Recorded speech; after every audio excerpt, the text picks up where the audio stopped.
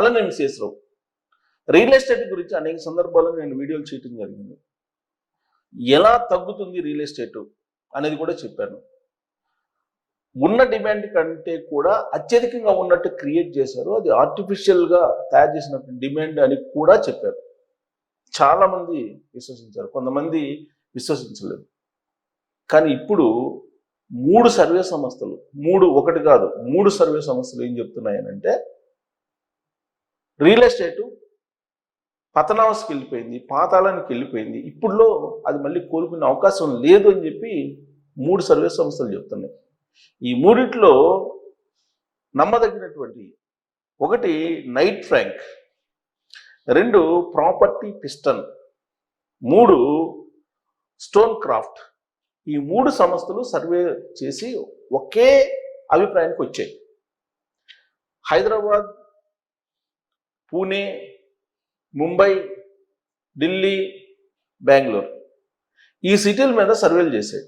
ఈ 3 సంస్థలు సర్వేలు చేసి అత్యంత దారుణంగా రియల్ ఎస్టేట్ ఉన్నటువంటి సిటీ ఏదంటే హైదరాబాద్ అని చెప్పి తేల్చారు. గత ఏడాదితో పోల్చుకుంటే ఈ ఏడాది 20% పడిపోయిందని చెప్పి చెప్పారు. 20%. తర్వాత ధరలకు వచ్చేటప్పటికి గత ఏడాదితో పోలిస్తే ఈ ఏడాది 40% స్టాండర్డ్లో పడిపోయినాయి. తర్వాత ల్యాండ్ కాస్ట్ 40% పడిపోయిందని చెప్పి ఈ సర్వే సంస్థలు చెప్తున్నాయి. కానీ విల్లాస్కి సంబంధించినటువంటి మాత్రం కొంత మెరుగ్గా ఉంది, అమ్ముడుపోయాయి. అందుకే ఓవరాల్గా గత ఏడాది కంటే ఈ ఏడాది ట్రాన్సాక్షన్ అమౌంట్ పెద్దదిగా కనిపిస్తుంది, కానీ రియల్ ఎస్టేట్ కుప్పకూలింది అని చెప్పి చెప్తుంది. మీకు బెంగళూరులో కొంతమేరకు బెటరు, మరీ అంత డ్రాస్టిక్గా పడిపోలేదండి. 14% పడిపోయింది బెంగళూరులో అంటున్నారు. హైదరాబాద్లో 20 నుంచి 25%, 30% కూడా కొన్ని చోట్ల పడిపోయిందని చెప్పి చెప్తున్నారు సర్వే సంస్థలు. కొన్ని చోట్ల అంటే హైదరాబాద్లో ఇప్పుడు western part, eastern part, northern part ఇలా ఉన్నాయి.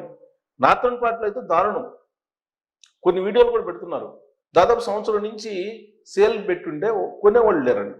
సంవత్సరం నుంచి పెట్టుంటే కొనేవాళ్ళు లేనటువంటి పరిస్థితి. అందుకే కేసీఆర్ గారు కూడా ప్రజా ఆశీర్వాద సభలో చాలా క్లియర్గా చెప్పారు, అమ్మేవాళ్ళు ఉన్నారు, కొనేవాళ్ళు లేరండి.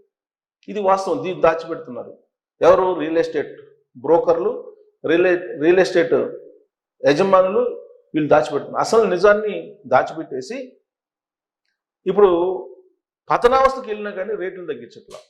అందుకే కొనుగోళ్ళు, అమ్మకాలు లేవు, మొత్తం స్తంభించిపోయాయి. రాబోయేటువంటి రోజుల్లో ఇంకా మరింత పతనావస్థకి రియల్ ఎస్టేట్ వెళ్ళిపోయే అవకాశం ఉందని చెప్పి ఈ 3 సర్వే సంస్థలు చెప్తున్నటువంటి మాట. ఒకటి కాదు, 2 కాదు, 3 సర్వే సంస్థలు చెప్తున్నాయి. ఇక్కడ ఆల్రెడీ కన్స్ట్రక్షన్ అయిపోయి రెడీ టు ఆక్యుపై స్టేజ్లో ఉన్నవి కొన్ని లక్షల ఫ్లాట్లు ఉన్నాయి అని చెప్పి చెప్తుంది. ఇక ఆన్గోయింగ్ ప్రాజెక్ట్స్ ఏవైతే ఉన్నాయో ఆన్గోయింగ్ ప్రాజెక్ట్స్ నిదానంగా జరుగుతున్నాయి.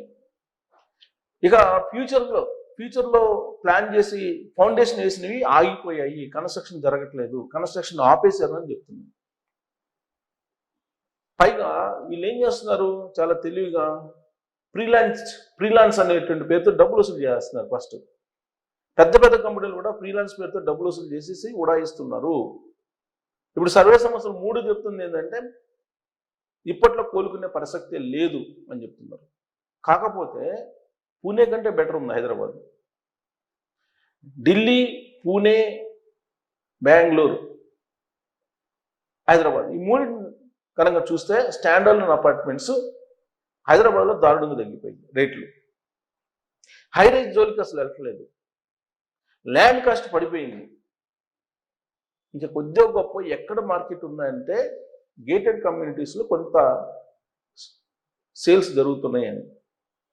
ఇప్పుడు యాజ్ ఆఫ్ నో పరిస్థితి ఏంటంటే సెకండ్ హ్యాండ్ అపార్ట్మెంట్ కంటే కూడా, ఫ్లాట్ కంటే కూడా సేమ్ రేట్కి కొత్త ఫ్లాట్ ఇస్తున్నారు. ఇప్పుడు కొత్త ఫ్లాట్ ఇస్తున్నటువంటి పరిస్థితి ఉంది. అంటే మీరు డైరెక్ట్గా మీరు వెళ్ళి బిల్డర్ని కనుక్కుంటే కనుక రేట్ ఎక్కువ చెప్తాడు. కానీ స్పాట్లో మీరు కనుక క్యాష్ లేకపోతే అమౌంట్ చేసేసి మీరు కనుక ఇస్తే తక్కువ రేటుకి ఇస్తారు.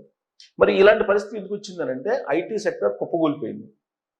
ఐటీ సెక్టర్లో ఉండే ఎంప్లాయీస్ ఎవరు కూడా కొనుగోలుకు వెళ్ళట్లేదు, కొనుగోలు చేసేదని ధైర్యం చేయట్లేదు. కారణం ఏంటంటే ఎప్పుడు ఉద్యోగం పోతుందో తెలియదు.